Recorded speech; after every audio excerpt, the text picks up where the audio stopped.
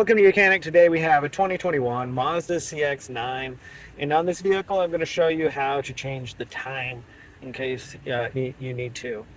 So we are going to use this is the dial to be able to control the cursor up and down. Pressing down is your enter button, left and right, depending on how many screens are in the screens that can take you back, as well as this will take you back, and then you've got your home button right here. So that's where you control the cursor or whatnot on this. So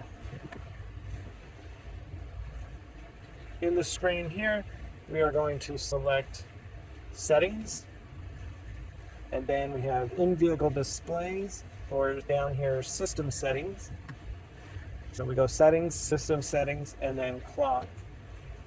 And now you can manually adjust the time, or you can hit GPS. So say you want to have your clock at a specific time, that's a plus and or the minus by scrolling down under minutes, and then the AM, PM, depending on what time. All right. So that is the manual function of the clock. You hit the back button. Now, if you want to have, you can also select 24-hour or daylight saving. But if you want just to have it exact, you've got your GPS one, and that will set your clock to according to your GPS location. And then, so that's how you set your time on your clock.